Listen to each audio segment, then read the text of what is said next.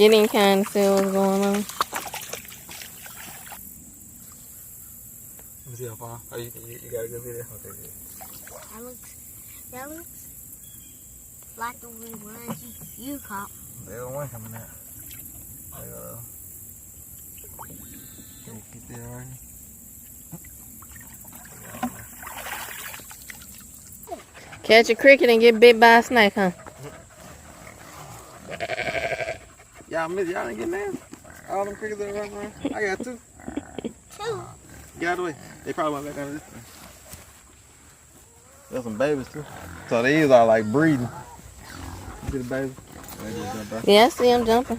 Yeah, that's. I can see them. So these are breeding. They're big too. Like these are like, you know, we can catch some of these without killing them and start a little colony. I see you. See you? Caught one. I.A.G Farms, it's all about God. They're here catching crickets. Tim actually tossed in with a cricket that he caught when we first got here on the property. And so now they're trying to find some more crickets so that they can toss in a few more times. So we're just here at I.A.G Farms. Of course, we have to do farm chores, but we're just enjoying being here and having fun right now. Yeah, anytime you leave a board or something like that or a bucket anything on the ground, there's always crickets. One just jumped out your foot. Huh? Jumped on my foot. One was on mama's foot. Good. Yeah, anytime you leave a board or something down like that, it's guaranteed that there are going to be at least 10, 15 crickets under it the next day when you come back to the farm. They love being up under the cool, you know, boards and things like that under the damp ground. So, so we've caught 5 crickets just that fast, just flipping over one board. Unfortunately, snakes like it too. Oh yeah. If you can manage to not get bit by a copperhead, you can find a bunch of crickets. Because copperheads like these boards too. The copperheads really like the 10, you know. Yeah, they're still down there. You just can't see them. Camo. Yep. I had them. I did see one. I see it. It was camo. It was really camo. Huh? Well, you gonna bite me? I can see it jumping on. I got it. Got another one. Yeah, the thing is over there in the cup holder. Must have been something in there that they found they liked. Must have. That hay bale was like this tall last time we were here. What's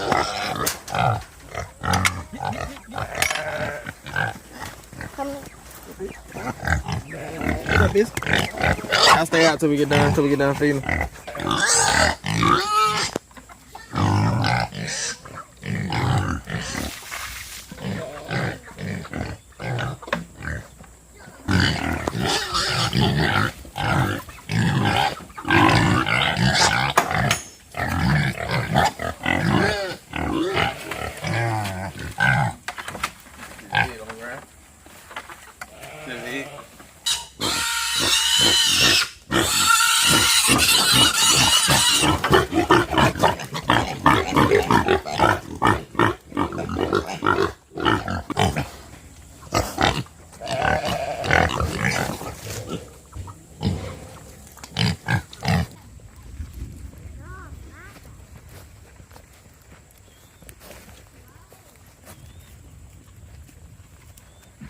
Just sprinkling a little bit of baking soda on top of sheep's grain. That helps them to not get frothy bloat. Keeps their rumen, you know, clean.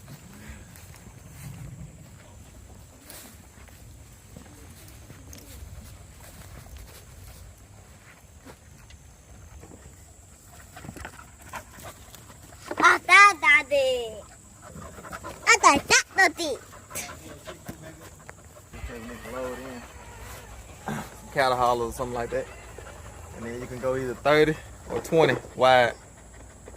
Yeah, we were talking about having a conversation about instead of working on the reservation cabin right now, go ahead and breaking ground and build it from scratch here and build like a 20 by 30 you know, structure cabin here and do it all by hand from scratch. And we're actually thinking about that instead of doing the reservation cabin right now, because we're definitely going to eventually do a reservation cabin. That's definitely a vision the Lord's given us, but that don't mean it had to be done right now, you know. But we're just trying to figure out what we can do to get down here, not the fastest, you know, because the camper is kind of like our in the meantime get down here right now thing. So it doesn't have to be fast, but we would like to get a permanent structure like built and ready for us to stay in within the next 2 or 3 years. You know, we need to figure out what's our best option to make that happen. Because yeah, but this spot right here, we'll walk over here, you can follow me over. Yeah, this spot right here is the perfect spot because it really doesn't need a whole lot of excavation to be done. And we could either build it on blocks or we could, you know, do it on a concrete slab. You know, that would be a little bit, I don't know which one to be, you know, easier. What you think? Yeah, I would say blocks because they make your plumbing and everything easier, conventional foundation. But it might be easier to just hire somebody to pour a slab. Yeah, because we could dig, you know, you still dig the footage. Let's walk over here so they can see the side-by-sides in the way right now. Yeah, this is the section right here. There's a little drop off right here. But the thing is, if you do it on blocks, you know, the lay of the ground really doesn't matter as long as it's not too big of a drop off, because you level it up with the blocks. You don't have to actually level the actual ground. You just want to make sure that the water is sloping away from the house, which is already doing that. We know that water doesn't build up right here. This is like high ground, and everything else slopes away from here. So yeah, that's what we're thinking about, because we were talking about we could either build down here, or we could use this section here like as a garden plot, and we could build a little bit further down there, like where the trailer is at down there. We'll come over here and show y'all. You can talk about it. So, okay, now you can see past this mobile sheep pen. See where this trailer is here, in this section over here. So, yep, so there's a few different spots that we can build at back here, and you know, we're really entertaining the thought, you know, of go ahead and build new construction, and then we can be down here, and that would help us be able to, you know, do some projects on the new farm down there, because the 10-acre woodlands everything about that is new. We just bought that property in December of last year, so we just bought it, you know, might well say at the beginning of this year, and so everything is new. All the vision is new, and we've had this property here for, you know, 5-6 years, and so we've had vision for this property for a while now, and so we kind of put things here on hold in order to, you know, build and develop down there. And because we had a structure there, even though it's falling down, you know, we were like, okay, we can just restore this structure and then build our house on the first farm or on this property later. You know, we're really thinking about it, like all of the work that we have to do on resurrection cabin, we have to do that same work. Like it's just gonna be like building a house from scratch. You know, so we definitely want to restore resurrection cabin eventually, like I was saying. But we're just trying to figure out, okay, after we get done restoring the camper and we're able to be down here more, do we start on new construction on this property? You know, do the foundation ourselves, frame the walls ourselves, do the rafters ourselves, dry it in ourselves, you know, do electrical, plumbing, and all that ourselves. You know, drop our own blueprints and things like that, put in our own septic, like doing the whole process ourselves. Do we do that, or do we try to start restoring the resurrection cabin? You know, which is going to entail all the same things, you know, foundation, framing, septic, and all those type things.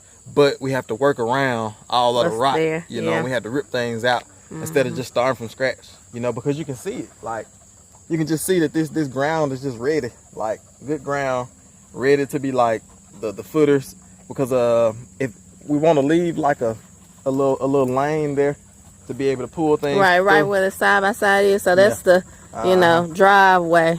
We want to leave at least about 20 feet from the fencing over there to where the structure is going to begin, maybe 20 or 30 feet. And if we start at 20 or 30 feet and we start counting this way, about 40 feet.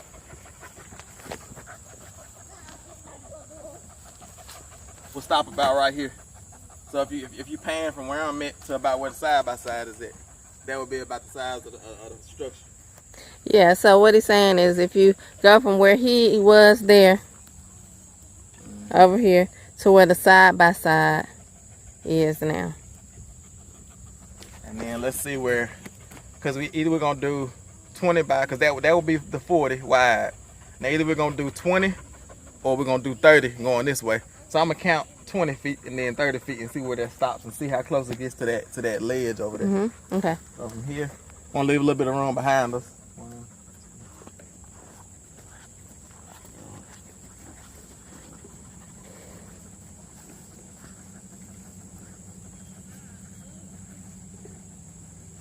It's 20. Keep going. That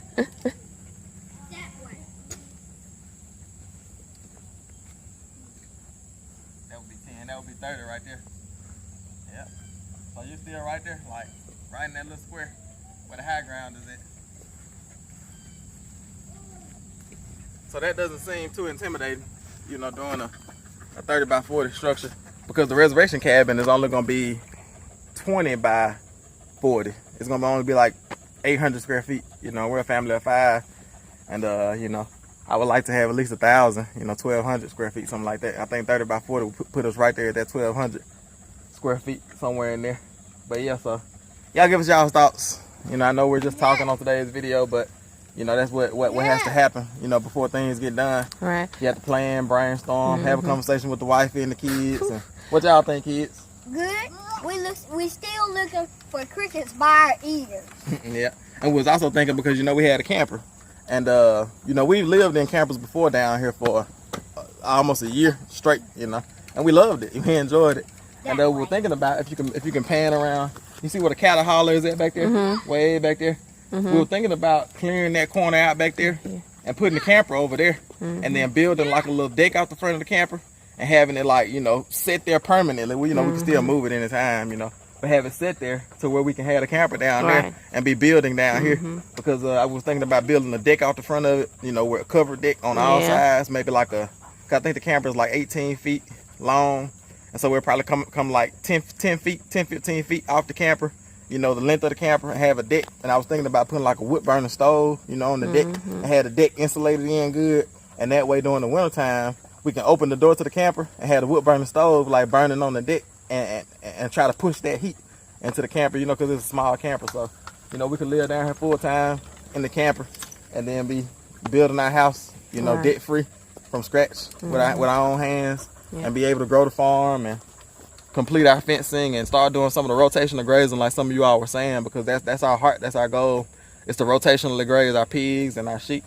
But if we're not down here, we can't do those things. You know, we have to lock them up in a pen and just let them be there and do the best we can, give them wormers and things like that. So that's where we're at now. Like I said, we would love to hear you all's thoughts. You know, what you, I can already assume what you all are gonna say, because you know we all right, so actually we had planned to do a shed to house in the same area where Tim is talking about, but right after that is when the woodland property became available, and we used the funds for that shed to house to like he was talking about before, we kind of just diverted our energy, attention, and funds toward the woodlands. Yeah, because we were about to spend about $30,000-$40,000 on a shed to house, on one of those two-story shed to houses, and it was going to be around 1,200 square feet.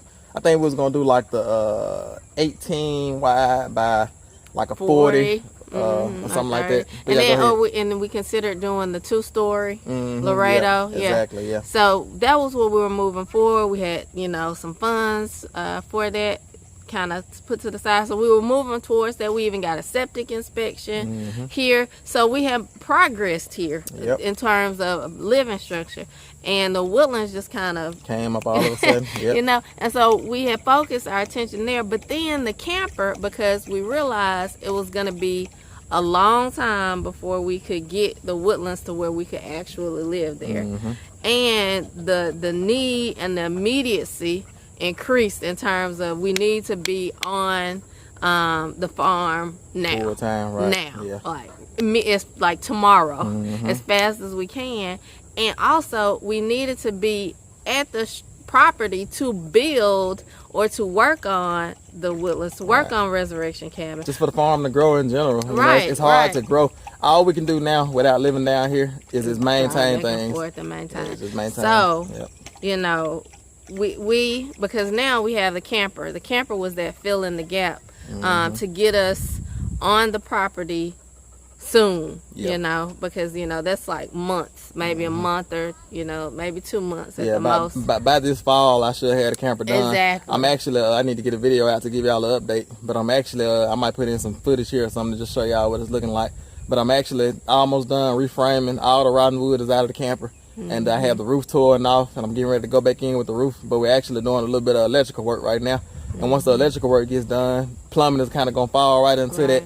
And most of the things are already still intact. So, you know, I'm expecting by, you know, October, end of October, middle of October to be done with the camper. Which would be perfect camping weather. Yeah. So, you know, we want to take it out, kind of test it out and see what we'll need. Like, will we have to run a generator all the time? Or can we do without, you know, air conditioning? Like, just trying to figure out what, you know, the camper can do and how we're going to camp in this new camper.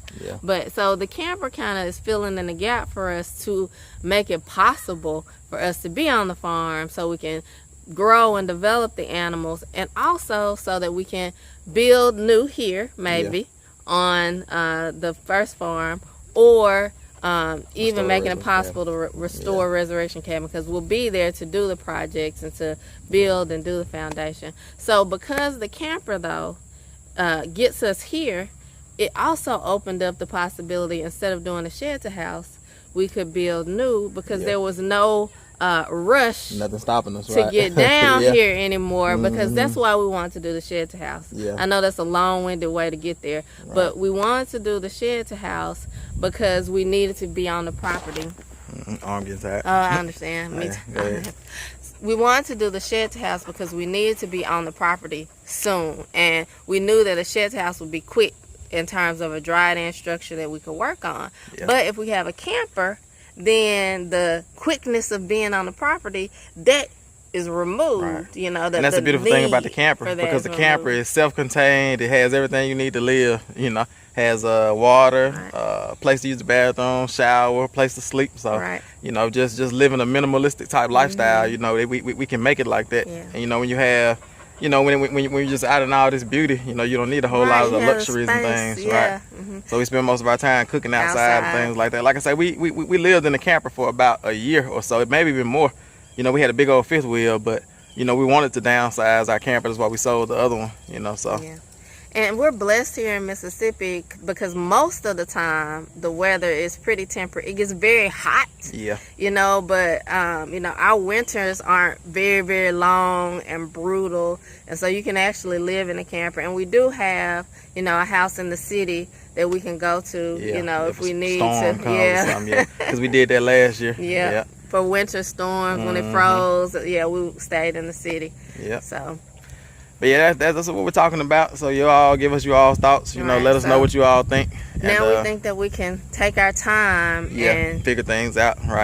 Because reservation cabin was kind of like another rush type thing. Like maybe we can like throw this together real quick. And then we can get back down there. But now we have a camper, so we can take our time and make a, you know, good spirit-led decision. And the camper, me and Tim have been talking about it, how it has really like increased our like knowledge and understanding of like how things work, and tinkering around with the electrical. We're like, oh, okay, maybe we could do this on a house scale. Frame it in so ourselves, it's kind of increased our confidence. You've done an amazing job framing in the camper, just looking at that and saying, okay, how can we get this corner back together? And it's giving us confidence that we can do, you know, build something from scratch, you know. And it's also giving me like a frustration with old rotten stuff. It's like if at all possible for the next couple of years, let me not have to rip out anything rotten. Let me just take new boards and frame them in. That's what he said after restoring inheritance house on our ministry base. He was like, I'm never restoring in the house again. And then he was like, how did you trick me when we got the woodland property? And the thing is, because we talked about getting a sawmill, and we talked about how we could take the woods, you know, the lumber out of the woodlands and mill it, you know, get a sawmill and mill that lumber, and then, you know, frame in reservation cabin with the lumber that came from that property. You know, but in order to do that, you know, we have to like be down here, you know, to do those things. So that might, you know, if we move the camper down here, build a new construction structure down here, and then we're living down here, we can get a sawmill and start milling lumber and things like that, and then we might be able to, like, you know, restore resurrection cabin with the material that came from that property, and that would just be a beautiful thing and add to the story and add to the concept, you know, just the story of it, you know. And I know you've commented, you know, along the way and told us, yeah, a sawmill would be great and different things like that. But now that we're not rushed, we really want your feedback, and we want to be able to take that into account and just kind of learn and grow from the things that you all say. And we're just excited about it. I'm excited because it really allows us to take our time and to learn on the camper and to really build something amazing. Because, you know, I saw... Like the boys got another cricket. Oh, come on, show us. Let's see. See what y'all got. Noah was riding his bike fast. Yeah, like you killed it. It's dead. You see, it's all mangled and stuff. No. Noah ran over it. Noah ran over the cricket. It's all right. Go put it in the bin. You got one. The fish will still eat it. Yeah. All right, they don't care. They just your turn to hold the camera. Okay. Yeah, actually, remember that dream I had where I saw the cabin? Oh, yeah, it was a 2-story cabin. Right, I saw a cabin, and everything in it was just kind of a picture. We had gotten it from here, we like found this here, we milled this there, we turned something into something else there on like the inside, the interior. Everything had a story of how we had like worked with our hands and how we had done it ourselves. And so the Lord is doing a new thing. He's doing something, and we're just trying to perceive it. We're trying to figure out what it is that he wants us to do and just listen to his voice and follow him. Yep. See, I'll just stay tuned to see what the Lord does and see how he leads us. And like I said, we're definitely open to you all's responses and comments, because they help us out a whole lot. You know, whether y'all telling us that we're doing something right, doing something wrong, whether it's encouragement, whether it's a constructive criticism, we listen to it and we try to respond to all of y'all's comments. So leave your comments down below on what you think we should do, and we're just gonna tinker around here a little bit more. And the boys are steady finding crickets. They found another cricket. One. So I guess we got. Yeah. Oh, you got 2 more. Oh. We got some big old crickets down here too. That's awesome. That's right there. Yeah. We found so I guess we'll end this video right here unless we find something else interesting to do.